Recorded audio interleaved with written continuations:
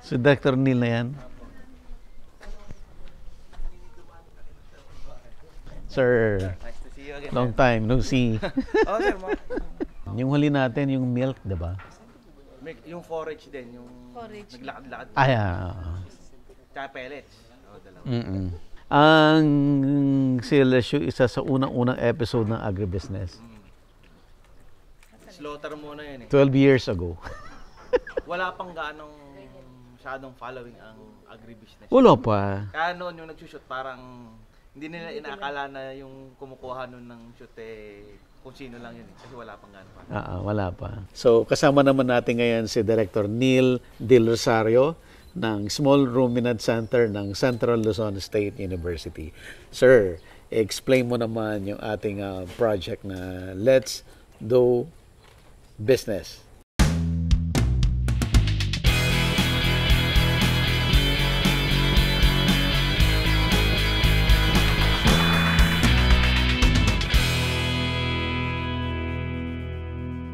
Available na po ang agribusiness merch sa Shopee. Ang link nasa description box.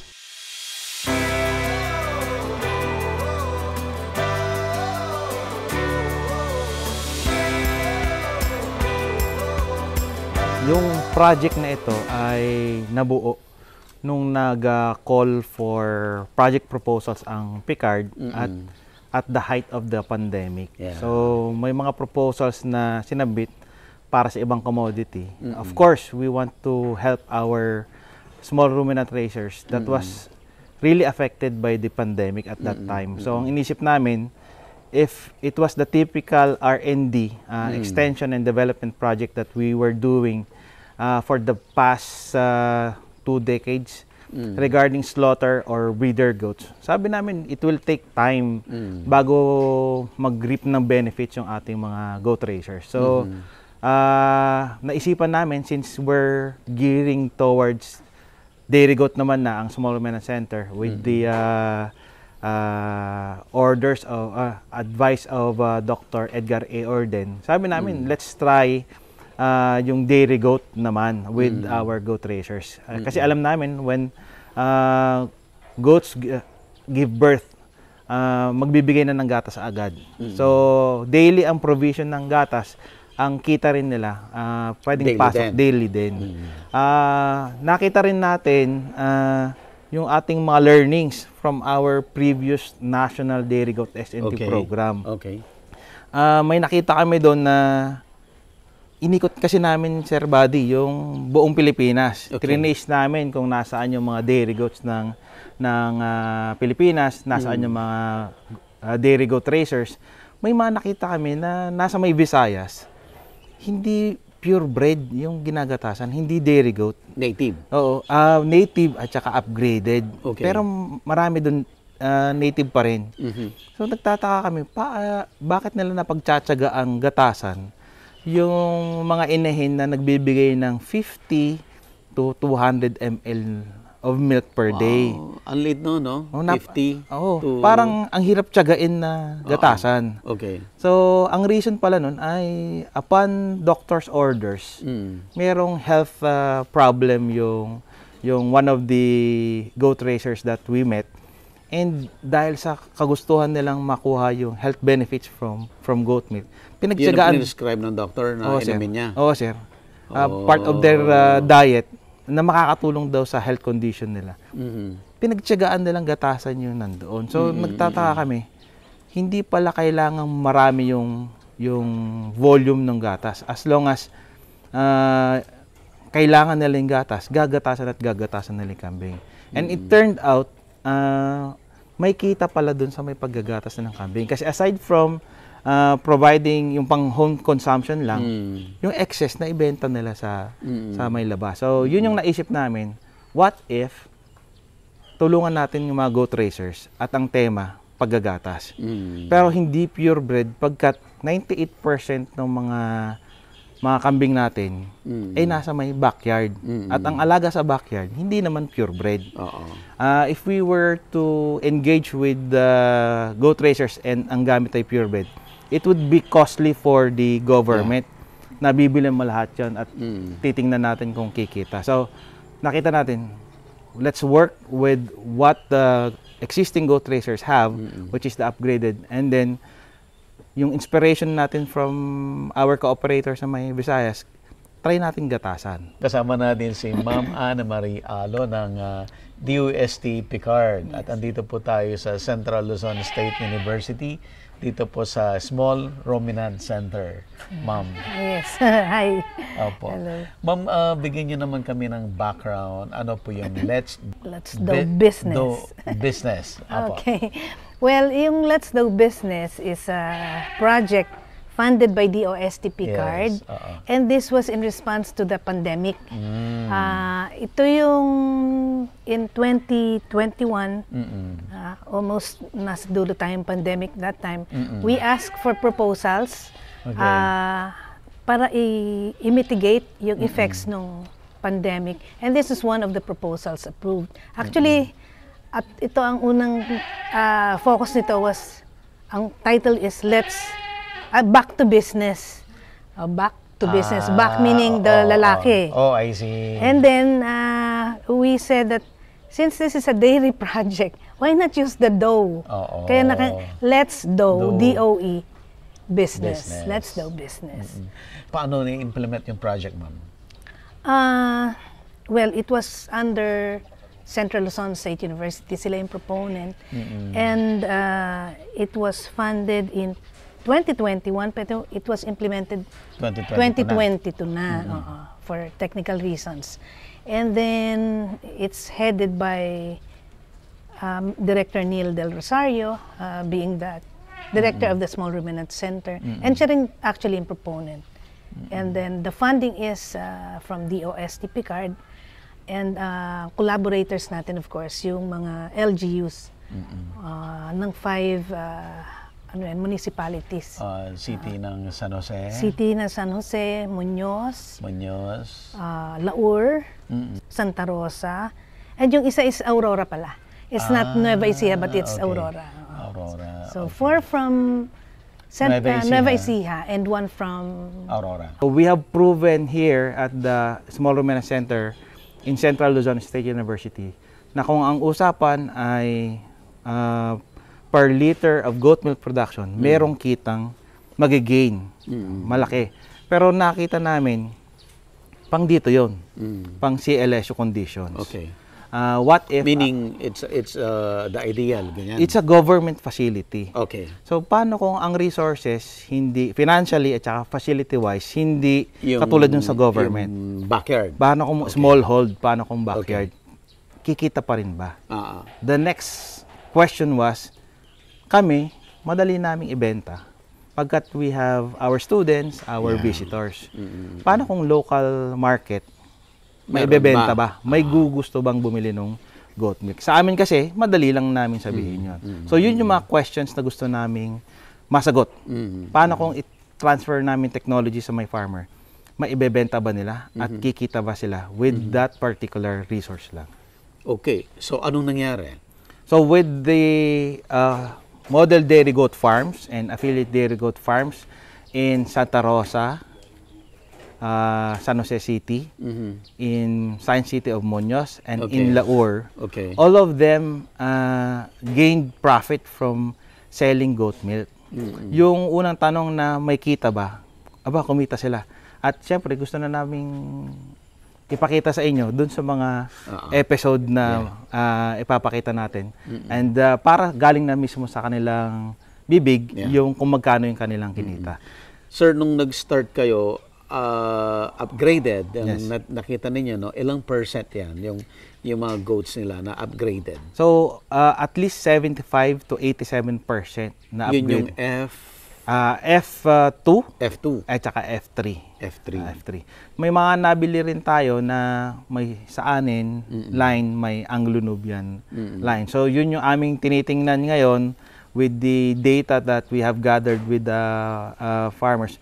Kung upgraded, pwede pala na upgraded Hindi natin sinasabing ito yung kapalit ng mga purebred. Kung upgraded pala, saan tayo pwedeng tutungo? Anong linyahan yung pwede nating i-explore? So yun yung next nating R&D na tinitingnan with this particular project. Yan. Kasi Sir Neil, maraming nasa goat farming, but madami dyan na gumagamit ng pure.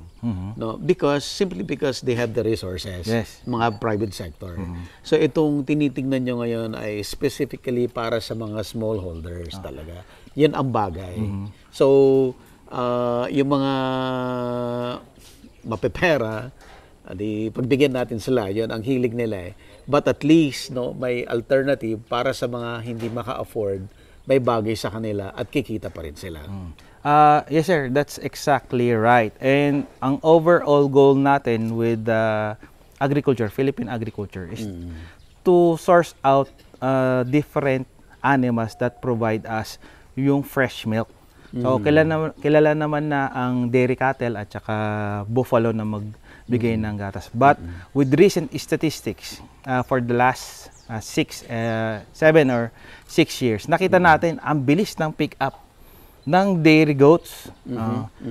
Simply because yung innate characteristic nilang mag-reproduce, ang bilis nilang magparami as compared to the large ruminants. And hindi naman dadami yan. Dahil sa mabilis lang silang dumami. Dumami yung mga yan dahil panigurado, ginagamit silang gatasan at some parts of the Philippines na ibebenta talaga yung gatas. Hindi pa lang natin nakikita yung kabuuan, pero ang trend yan ay dumadami yung dairy goats dahil sa nagko-contribute nakikilala na yung dairy goats na source ng ating gatas. Sir Neil, anong tawag mo doon sa mga nag-adapt ng technology? We have in one project site, we have model dairy goat farms. Model dairy goat farms, ito yung... Just one per area. Okay. And then meron siyang mga... Affiliate dairy goat farms. Okay. So yung model dairy goat farms, sila nagagatas pa rin. Okay. Nagpa-process and nagmamarket. Sila nagmamarket. Okay. Yung affiliate, more on production lang sila. They do not process and they do not market their milk. Sinusupplyan nila si model dairy goat farm. In that way, walang competition within the area, but instead, magtutulungan sila. Yes, and with our experience with farmers, merong farmer talaga na magaling sila sa production. Okay. In terms of dealing with clients and yung lahat ng marketitos ng market, mahina po sila. Hindi sila ganun. Hindi nila forte yung manat doon. So ang hinanap natin, just one model dairy goat farmer na may inclination with dealing with clients and promoting their products para sila na yung taga-promote dun sa the rest. In a way, it's a form of clustering na rin. Actually, totoo yan, not just for goat but for other crops and commodities. Madaming farmer na magagaling lang talagang mag-produce but ayaw nilang mag-market. Pag ganyan na merong isa within the group ang magma-market, mas effective. Kung nandito, mako-consolidate ng one farmer, kung ano sasabing presyo nun, siya na balang makipag-deal dun sa may clients, sa mga buyers. Ito bang project, sir, yung isang, what they call the main one model, tapos ilan po ang pwede niyang maging affiliate? Since this is a test project and very small naman yung project funds, dalawa pa lang yung ating trinay. Okay. But this is ready na kayo to expand na mas maraming mga affiliate per model? Turo sa amin yan sa mga agricultural extension. It's better to have a small success than a big failure. Okay. So, kung yan nag-work with the 3, madali na lang yan i-project. Okay. Ang next question na nga lang namin dyan, pag nag-produce ba sila ng higher volume? Kasi right now, with the production of 4 to 6 liters a day, walang spoiled. Ang ganda ng result. Walang nasisira, walang nakatambak sa may rep. Kayang i-absorb ng local market. Pero what if i-produce ng mas mataas? Kaya pa rin ba? O will they do other marketing schemes and other ways how to get their milk sold? Yan yung mga tanong namin nung umpisa na nasagot. May panibagong tanong na naman na malalaman natin pag tayo nag-upscale or nag-upgrade. Okay, kailan po yung upscaling or upgrading? Tatapusin lang. Tapusin mo itong project. Katatapos lang ho nung ating project and from the reviewer's side naman po, they are expecting a project proposal from Central Luzon State University to expand and upscale the production sites of the project. Sir Neil, tanong ko lang, yung mga naging beneficiaries, it's either the model or yung mga affiliate, sila ba ay mga baguhan or mga datihan ng nag-aalaga ng kambing? It was ideally to tap existing goat raisers. Okay. But what happened is that we had some comments during the inception meeting and the advice from our predecessors, yung matagal nang nagsisipag goat extension programs din, is to guarantee that the model dairy goat farmers really has the inclination to market the product. Not necessarily magaling na silang or experiencado na silang pag-aalaga ng kambing. Kasi that can be addressed during the training program and during monitoring and M&E activities. So, meron po dyan, hindi siya yung existing na goat raiser, pero nakakakitaan namin na potential na kaya niyang ibenta yung kanyang produkto. Okay. Sir, ano po ang magiging difference na to or hindi ba ito magko-compete with the existing dairy goat raisers? Di ba kasi meron yan eh. Yung mga sabi natin na may mga may kaya konti at nag-venture na sila sa ganitong business. Existing na yan for quite some time. Yes. Pwedeng nagbago yung player, nawala yung dati, but may mga small pot na bago ulit. Ano po yung ano nito? Hindi magkaibang market totally? Hindi ba sila magko-compete, sir? Yung logistics, yung transport systems for fluid milk, hindi pa kasi buo sa Pilipinas, unlike other American or European countries. So, yung production within that area, kahit na yan ay mga semi-commercial at commercial areas, almost limited to that area or a specific market. Halimbawa ay supermarket, may sinusupply silang supermarket or within their locality. So, yung dine-develop po natin, malaki pa yung space for the market of goat's milk. Pero just like the information we gathered with the National Dairy Goat S&T program, hindi yan yung nandyan na kaagad. Okay. You have to do your advertising, your promotions, your marketing strategies para mabuo. Just like what the model dairy goat farms have done, may mga ginawa po sila para ma-introduce yung produkto and nag-create sila ng own market nila. Hindi nila dinatnan yan at kinuha from other goat raisers. Nag-create sila ng own market for goat milk. Okay, hindi ba kayo nagkaroon ng problem in terms of transfer of technology from CLSU to yung mga beneficiaries? It was very easy pagdating po dun sa may technology transfer.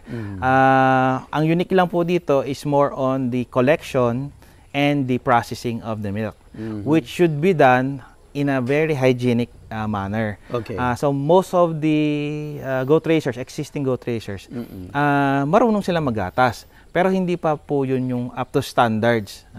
So kaya nga po may na-experience kayo minsan siguro dyan na pag nainom ng goat's milk, medyo may may taint. May parang sinasabi nilang maanggo. So they just simply have to do the hygienic collection, which we teach the farmers, and may mga milk quality assurance test na gagawin to make sure na papasa sa kliyente and safe for the public yung mapupudos na gatas. At kayang-kayang gawin yan ng mga small stakeholders? Yes, with this project, we have proven na hindi siya complicated and easily done by farmers. Okay. Sir, with that, ang DOST Picard ba ay yung expansion or yung paglaki ng project, isusupport pa ba nila to? From what we've heard from the evaluators and representatives from Picard, ay very good yung results. Kami rin po ay natuwa mismo, kaming implementer. Hindi namin in-expect na magiging ganito rin yung resulta ng project. And with the initial support of Picard, gusto rin namin sila yung makapartner namin dun sa may upscaling at saka expansion nung project. Happy ba kayo sa naging Well, resulta? yes. We just conducted, siguro about 3 weeks ago, we conducted the terminal review of this project and we're so happy kasi enterprise angled or focused project. Ang gusto nga natin dito is to help the farmers na nag-suffer during the pandemic to bounce back. Give them another source of income. Kung hindi man ay tulungan natin na ma-improve yung dati nilang business. And we're happy na iba't iba yung actually business model nung generally is smallhold sila. They were able to prove that even with upgraded goats, pwedeng kumita. Pwedeng kumita. And we have one na hindi masyadong backyard and yet kumita rin. Nasabi nga nila na yung goat's milk ay hindi popular. Kasi dito sa Nueva Ecija, ang mas popular is the Carabao's milk. Yes. But then, given the chance to taste the goat's milk, plus yung nutraceutical properties nung goat's milk, marami ang nainganyo na to go into it. And we're so happy sa Picard. Actually, ang verdict nga during the program review was to have a scaling up of the project. Scaling up and scaling out. Scale up natin yung mga existing, give them more, help them to expand. Kasi kung makikita nyo yung project, kailangan nila is more than 5 dose. Yes. Para maging sustainable yung enterprise, diba? They need 15 dose on a yearly basis.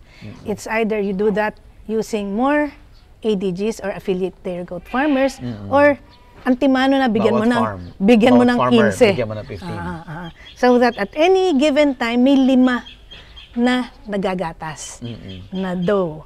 So yan, then we want also to nakita ng mga evaluators natin sa Picard na pwede tong scale out. Marami pang pwede makinabang na smallhold na may mga kambing na pwedeng pan-dairy. Meaning, ma'am, gagawin buong Pilipinas? Hindi naman ganun agad. Pero, syempre, strategic locations. Yung ating budget, syempre, bibigay natin para magamit strategically. So, happy yung mga evaluators. Happy kami sa Picard with this project. Maganda yung model na Model Goat MDG ADG scheme na inintroduce ito sa project. Let's do business. Ito yung pangalan ng project. Hello po, sir. Hello po. Body po. Mr. De Loberges. Ako po si Lolito De Loberges Jr. Tara sir, gawin po tayo sa may kambingan. Sige, sir. Talagang natural na po ang buhay natin dito na ganito, na nagkakambing. Matagal na po kayo?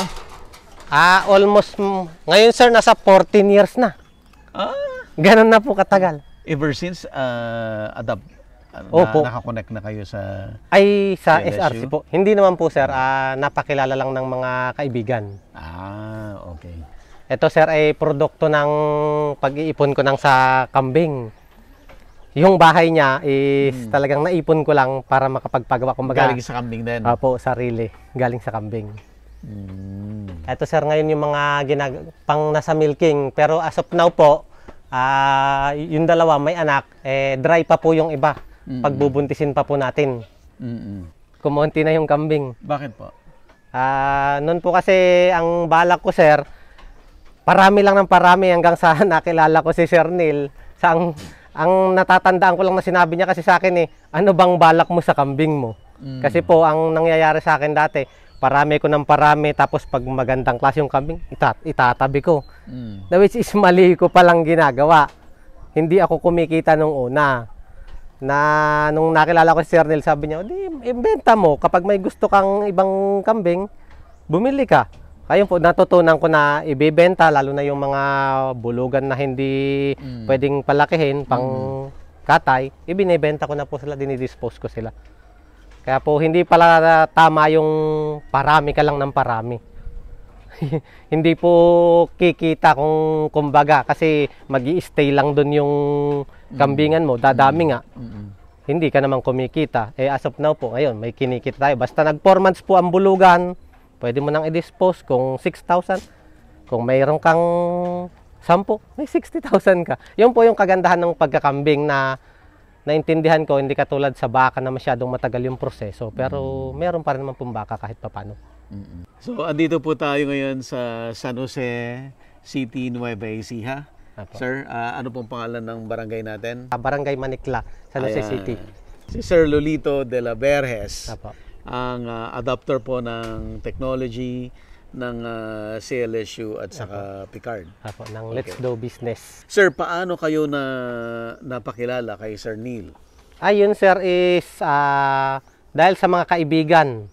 Kaibigan kong magkakambing Okay. na which is sila sana yung magiging model farm which is medyo may kontreng problema sa kalupaan nila. Okay. Ako- Kayo ang pinakilala. Opo, sa tuwing tatanong po si Sir Neil kung sino yung pwede pang farmer na